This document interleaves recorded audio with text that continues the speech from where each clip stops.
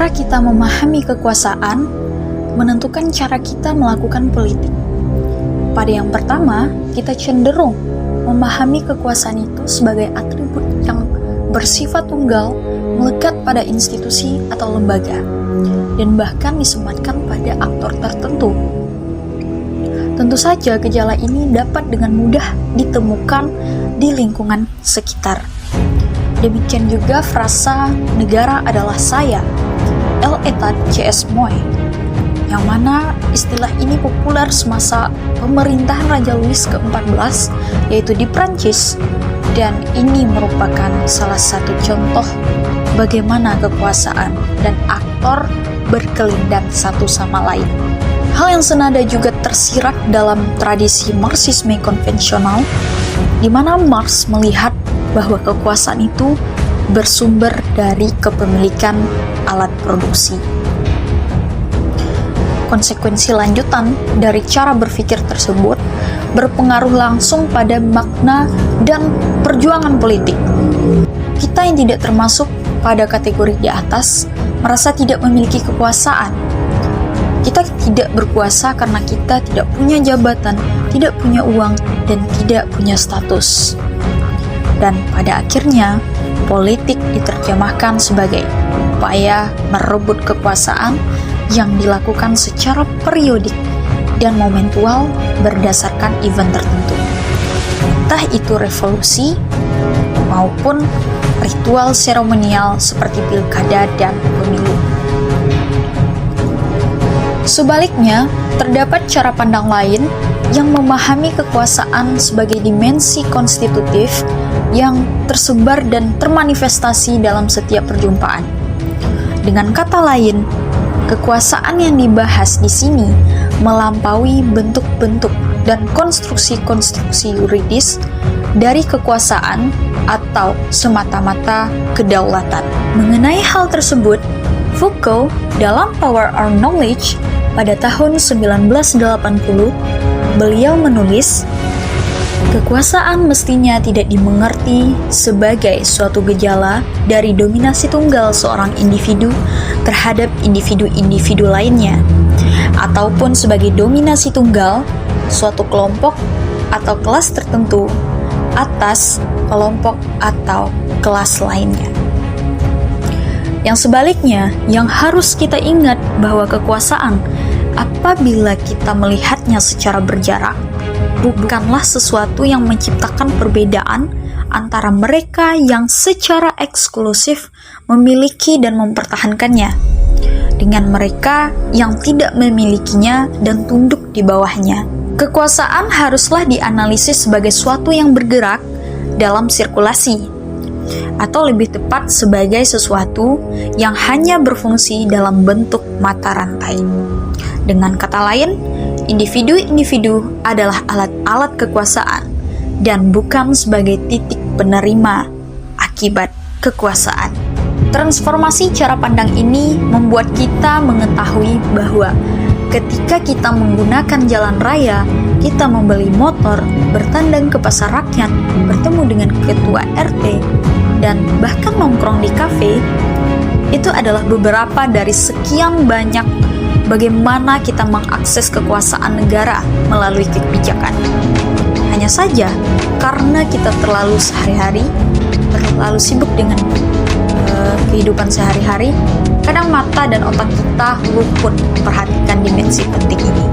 Mengingat bahwa kekuasaan itu tidak bisa dilokalisir, politik merupakan kapasitas yang ada dalam setiap individu, di dalam diri setiap warga negara.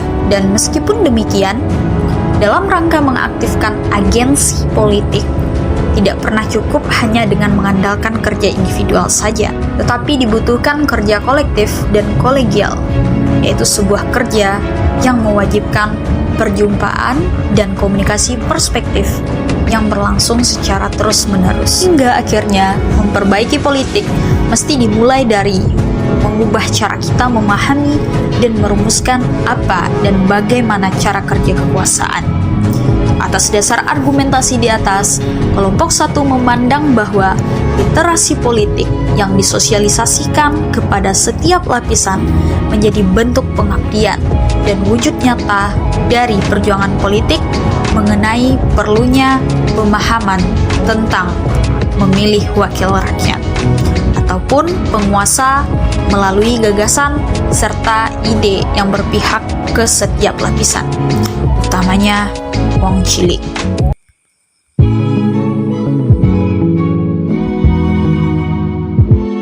Kabupaten Solo adalah salah satu kabupaten yang ada di Sumatera Barat.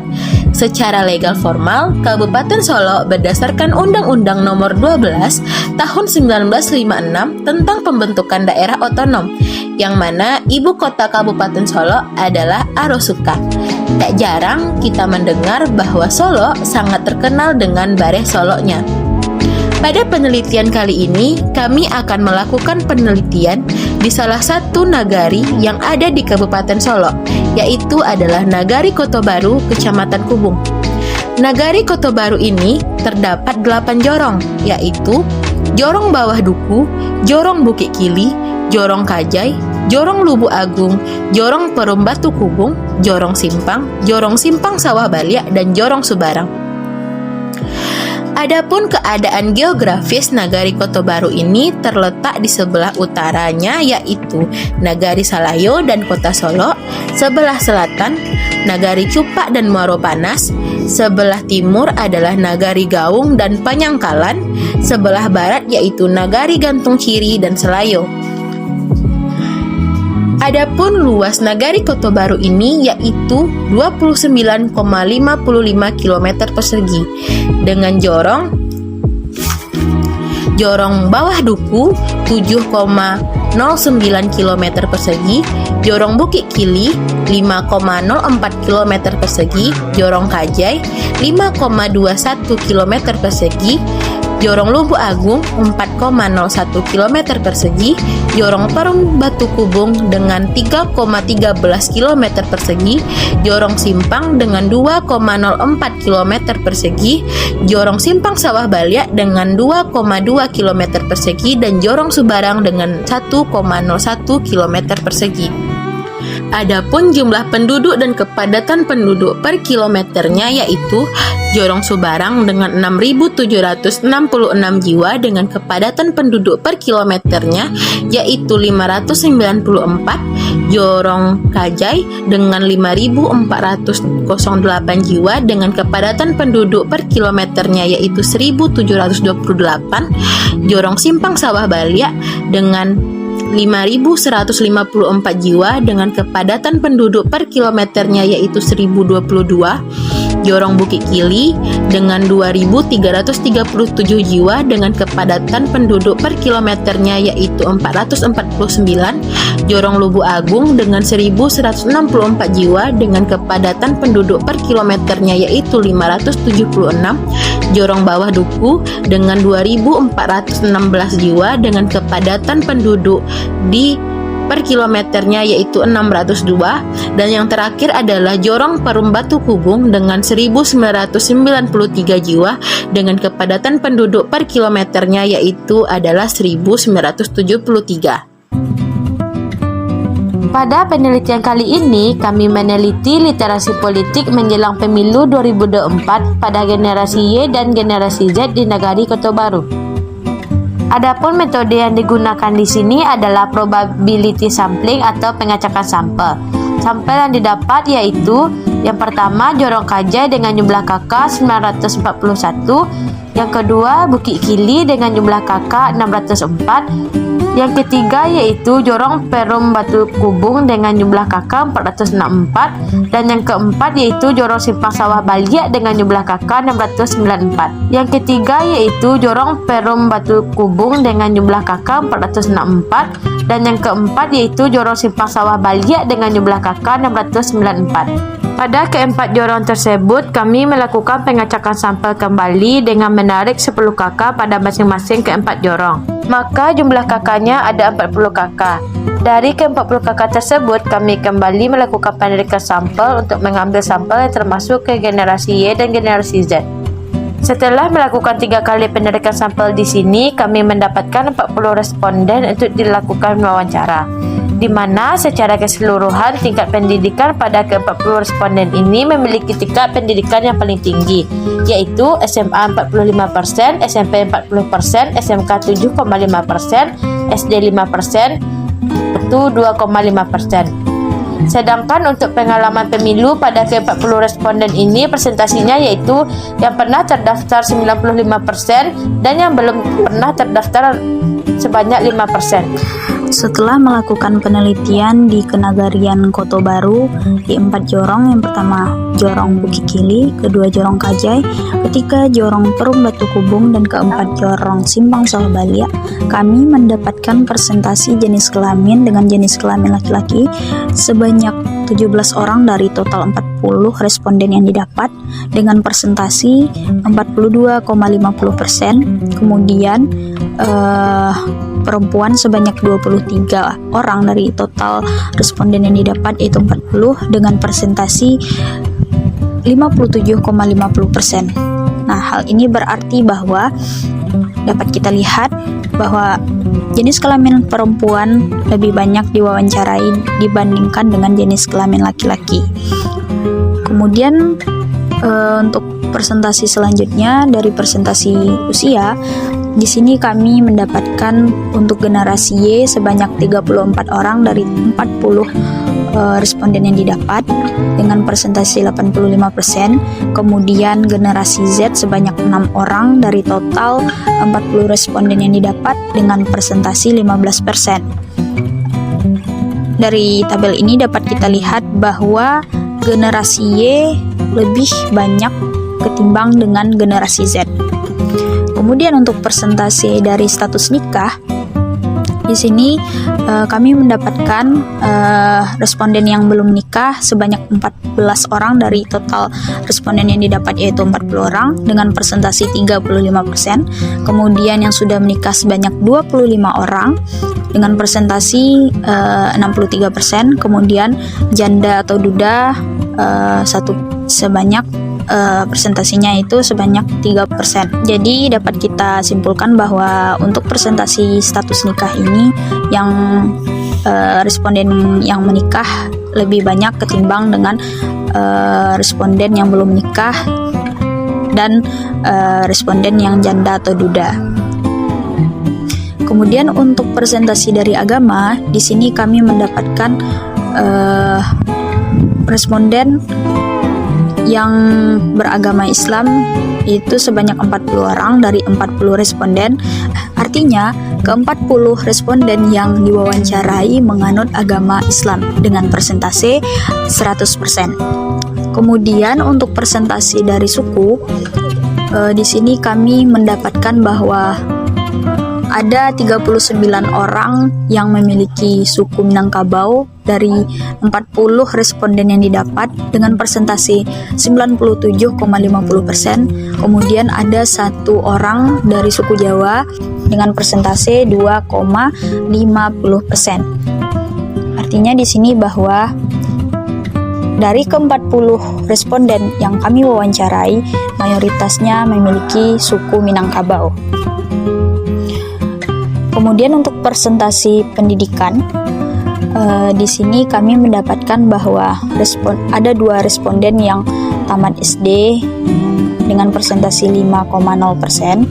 Kemudian ada 16 orang yang tamat SMP dengan presentasi 40,0%. Kemudian ada 18 orang yang tamat SMA dengan persentase 45,0%, dan ada 3 orang yang tamat sekolah menengah kejuruan dengan persentase 7,5%. Kemudian ada 1 orang sarjana dengan persentase 2,5% dari total 40 responden yang kami wawancarai. Artinya di sini bahwa yang tamat SMA memiliki presentasi yang lebih tinggi dan lebih banyak ketimbang dengan yang tamat SD, SMP, SMA, dan S1. Untuk persentase responden yang terdaftar di pemilu sebelumnya, Diketahui dari 40 responden yang kami wawancara di Nagari Kota Baru, yang terdaftar sebagai pemilih di generasi Y yaitu adalah 100%, dan untuk generasi Z yang terdaftar sebanyak 66,67% dan yang belum terdaftar yaitu 33,3%. Untuk persentase terdaftar pemilih yang diketahui untuk generasi Y yang ikut memilih di pemilu sebelumnya sebanyak 76,47% dan yang tidak ikut memilih sebanyak 23,33%. Dan untuk generasi Z yang ikut memilih sebanyak 66,7% dan yang tidak ikut memilih sebanyak 33,3%. Dan untuk persentase pertanyaan kuesioner memilih itu merupakan hak atau kewajiban dari generasi Y yang menjawab benar yaitu 44,12%, yang salah itu 47,6%, dan yang tidak menjawab yaitu 8,82%. Lalu pada generasi Z yang menjawab benar yaitu 66,67% dan yang salah 33,32%. Dan untuk persentase selanjutnya yaitu mengenai apakah pemilu itu. Pada generasi Y yang menjawab pemilu merupakan pelaksanaan kedaulatan rakyat itu ada satu orang dengan persentase 2,94%, yang menjawab pemilihan umum ada 28 orang dengan 82,35%, yang menjawab presiden DPR atau DPD yaitu ada satu orang dengan persentase 2,94%, yang tidak tahu atau tidak menjawab yaitu ada 4 orang dengan persentase 11,76%. Dan untuk generasi Z yang menjawab pelaksanaan kedaulatan rakyat itu tidak ada, yang menjawab pemilihan umum itu ada 4 orang dengan 66,67%, yang memilih presiden DPR atau DPD itu ada satu orang dengan persentase 16,67%, yang tidak tahu atau tidak menjawab ada satu orang juga dengan persentase 16,67%. Dan selanjutnya yaitu adalah persentase dari tujuan dari pemilu, di mana pada generasi Y yang menjawab tujuan dari pemilihan pemilu itu adalah memilih presiden DPR dan DPD itu ada 17 orang dengan persentase 50%, dan yang menjawab tujuan dari pemilu itu adalah pelaksanaan kedaulatan rakyat itu ada satu orang dengan 2,94%, yang menjawab tujuan dari pemilu itu tidak tahu atau tidak menjawab itu ada 14 orang dengan persentase 41,18%, dan yang menjawab lainnya itu ada satu orang dengan persentase 2,94%. Dan pada generasi Z yang menjawab tujuan dari pemilu itu adalah memilih presiden DPR atau DPD itu ada 4 orang dengan persentase 66,7%, yang menjawab tujuan dari pemilu itu pelaksanaan kedaulatan rakyat itu tidak ada, yang menjawab tidak tahu atau tidak menjawab ada 2 orang dengan persentase 33,3%. Dan yang selanjutnya yaitu mengenai lembaga penyelenggaraan pemilu. Pada generasi Y yang menjawab lembaga penyelenggara pemilu itu adalah KPU itu sebanyak 15% dengan 44,12%, yang menjawab Bawaslu itu ada 2 orang dengan 5,88%, yang menjawab KPPS itu tidak ada, yang menjawab pemerintah ada 9 orang dengan persentase 26,47%. Dan untuk generasi Z yang menjawab lembaga penyelenggaraan pemilu itu adalah KPU ada 3 orang dengan persentase 50%, yang menjawab Bawaslu ada 1 orang 16,67%, yang menjawab KPPS juga ada 1 orang dengan persentase 16,67% juga, dan yang menjawab pemerintah juga ada 1 orang dengan persentase yang sama yaitu 16,67%. Dan untuk yang selanjutnya yaitu adalah lembaga pengawas pemilu, di mana pada generasi Y yang menjawab lembaga pengawas pemilu itu adalah KPU ada 3 orang dengan 8,82%, Yang menjawab Bawaslu ada 11 orang dengan 32,35%. Yang menjawab KPPS tidak ada. Yang menjawab pemerintah ada 10 orang dengan 29,41%. Yang tidak tahu atau tidak menjawab ada 9 orang dengan 26,47%. Dan yang menjawab lainnya yaitu ada 1 orang dengan persentase 2,94%. Dan pada generasi Z yang menjawab lembaga pengawas pemilu itu KPU tidak ada. Yang menjawab Bawaslu itu ada 2 orang dengan persentase 33,3%. Yang menjawab KPPS itu ada 1 orang dengan persentase 16,67%. Yang menjawab pemerintah ada 2 orang dengan 33,33%. Dan yang menjawab tidak tahu ada juga 1 orang dengan persentase 16,67%. Dan yang selanjutnya yaitu adalah peserta pemilu. Untuk generasi Y yang menjawab peserta pemilu itu adalah partai politik dan pasangan calon itu ada 2 orang dengan persentase 5,88%. Yang menjawab masyarakat ada 26 orang dengan persentase 76,47%. Yang tidak tahu atau tidak menjawab ada 4 orang dengan persentase 11,76%. Dan yang menjawab lainnya yaitu ada 2 orang dengan persentase 5,88%. Dan untuk generasi Z yang menjawab peserta pemilu itu adalah partai politik dan pasangan calon itu tidak ada. Yang menjawab masyarakat itu ada 5 orang dengan persentase 83,33%. Dan yang menjawab tidak tahu tidak ada. Yang menjawab lainnya itu ada 1 orang dengan 16,67%. Pada data syarat mengikuti pemilu dapat kita lihat bahwa generasi Y dan generasi Z rata-rata sudah mengetahuinya. Terlihat dari presentasinya yaitu pada generasi Y mencapai 41,18% dan generasi Z sebanyak 100%. Pada data tabel mengenai tahapan pemilu terlihat bahwa generasi Y tidak menjawab atau tidak tahu sebanyak 58,81%. Sedangkan generasi Z menjawab tapi jawaban salah sebanyak 50%. Maka dapat kita simpulkan bahwa rata-rata responden belum mengetahui tahapan pemilu. Pada tabel mengenai asas pemilu dapat kita lihat bahwa responden yang termasuk pada generasi Y tidak mengetahui asas pemilu yang mana presentasinya yaitu 52,94%. Sedangkan generasi Z 50% mengetahui asas pemilu tersebut.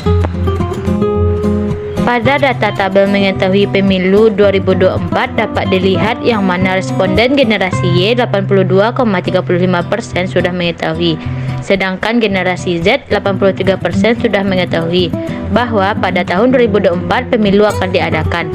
Maka dari itu rata-rata responden sudah mengetahui bahwa pemilu tersebut akan diadakan pada tahun 2024. Dapat kita lihat pada tabel mengetahui pemilu 2024 2 kali bahwa generasi Y 79,41% dan generasi Z 83,33% tidak mengetahui bahwa pemilu 2024 akan dilaksanakan 2 kali. Pada data tersebut dapat kita ketahui bahwa generasi Y 61,76% sudah mengetahui periode pemilu dan pada generasi Z 100% sudah mengetahuinya. Pada data tersebut, kita dapat mengetahui bahwa generasi Y dan Z rata-rata sudah mengetahui wacana penundaan pemilu pada tahun 2024 tersebut. Pada data tabel tersebut, kita dapat mengetahui bahwa menurut generasi Y sebanyak 44,12% menganggap bahwa tujuan penundaan pemilu tersebut karena masalah politik.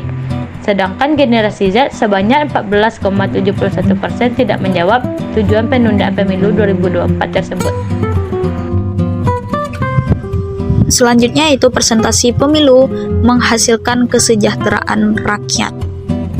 Pada generasi Y, ada 8 orang yang menjawab percaya bahwa pemilu menghasilkan kesejahteraan masyarakat. Ada 18 orang yang menjawab ragu bahwa pemilu menghasilkan kesejahteraan masyarakat dan ada 2 orang yang sangat tidak percaya, ada 5 orang yang menjawab tidak percaya dan ada 1 orang yang tidak menjawab. Kemudian pada generasi Z ada 1 orang yang menjawab bahwa pemilu menghasilkan kesejahteraan masyarakat, ada 1 orang yang menjawab percaya, ada 4 orang yang ragu, dan dari data tersebut dapat kita ketahui bahwa generasi Y maupun generasi Z ragu bahwa pemilu menghasilkan kesejahteraan masyarakat. Kemudian presentasi pemilu menghasilkan wujud dari keinginan rakyat. Pada generasi Y, ada 5 orang yang menjawab percaya, ada 19 orang yang menjawab ragu, ada 1 orang yang menjawab sangat tidak percaya, ada 6 orang yang menjawab tidak percaya, dan ada 3 orang yang tidak menjawab. Pada generasi Z, ada 1 orang yang menjawab sangat percaya, ada 1 orang yang menjawab percaya, dan ada 2 orang yang menjawab ragu, serta ada 2 orang yang menjawab sangat tidak percaya bahwa pemilu menghasilkan wujud dari keinginan rakyat. Nah, dari data tersebut dapat kita ketahui bahwa responden dari generasi Y dan generasi Z ragu bahwa pemilu menghasilkan wujud dari keinginan rakyat. Kemudian presentasi pemilu menghasilkan pergantian kepemimpinan secara damai.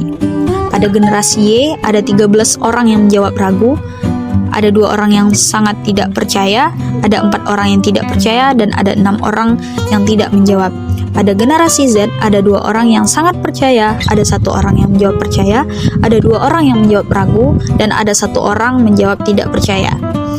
Pada tabel pemilu menghasilkan keberlanjutan pembangunan. Pada generasi Y ada 3 orang yang menjawab sangat percaya, ada 10 orang yang menjawab percaya, ada 11 orang ragu, ada 5 orang sangat tidak percaya, ada 5 orang yang menjawab tidak percaya. Pada generasi Z ada 3 orang yang menjawab percaya, ada 3 orang yang menjawab ragu, dan dari data tersebut dapat kita ketahui bahwa responden dari generasi Y ragu akan pemilu menghasilkan keberlanjutan pembangunan dengan persentase 32,35%, dan begitupun generasi Z juga ragu akan hal tersebut dengan persentase 50%. Kemudian pemilu menghasilkan kepemimpinan yang amanah dan melayani. Pada generasi Y ada 3 orang yang menjawab percaya, pada generasi Y ada 14 orang yang menjawab ragu, ada 6 orang yang menjawab sangat tidak percaya, ada 10 orang yang menjawab tidak percaya, ada 1 orang yang tidak menjawab. Pada generasi Z ada 3 orang yang menjawab percaya, ada 2 orang yang ragu, ada 1 orang yang tidak percaya. Pada tabel tersebut dapat kita ketahui bahwa responden dari generasi Y ragu bahwa pemilu menghasilkan kepemimpinan yang amanah dan melayani.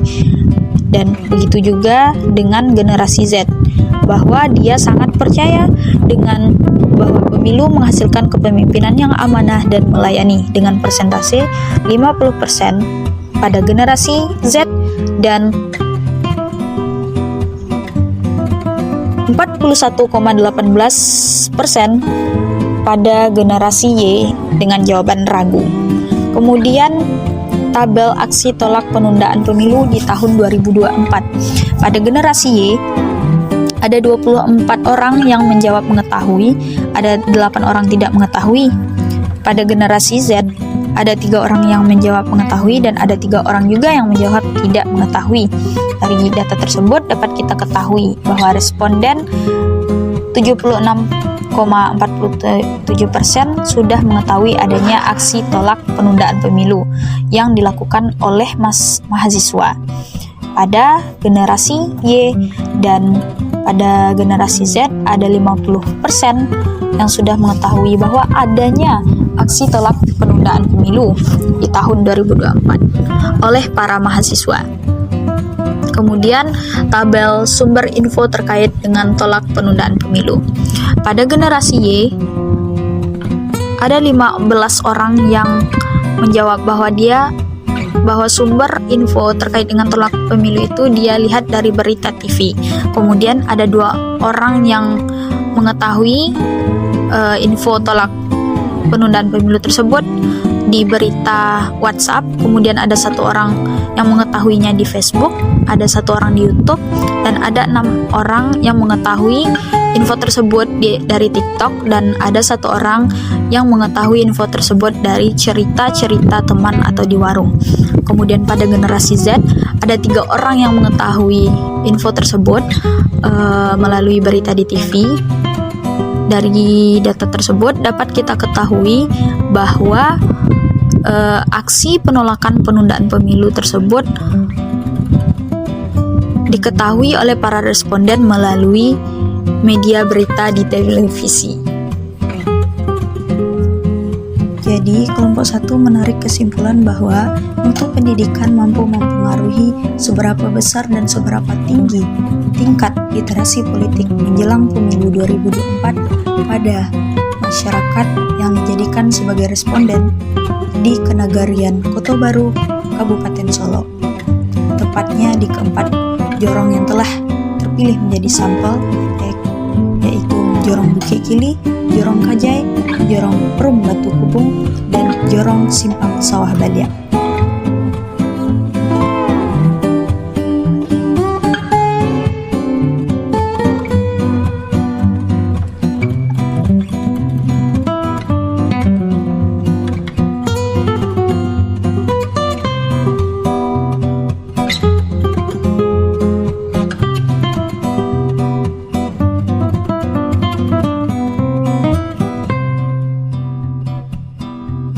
Sebelumnya perkenalkan Bang, saya Cipta Arumi dari jurusan Prodi Sosiologi UNB, ingin melakukan sedikit wawancara dengan Bang.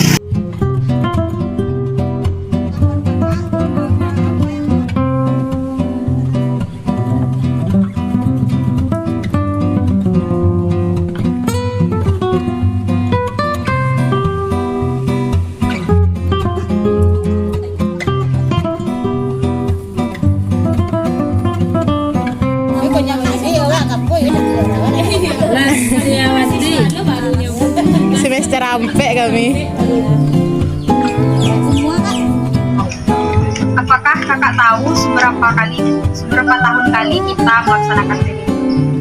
Tahu, 5 tahun sekali. Pengetahuan abang pemilu itu apa, Bang? Pemilihan umum.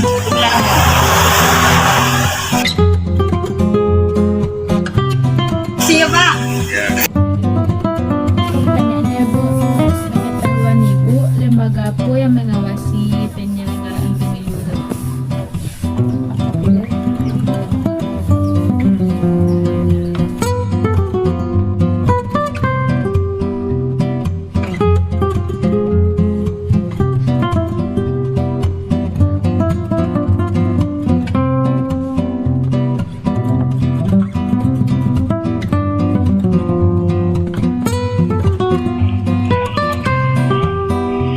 Apa udah pernah sebagai pemilihan dalam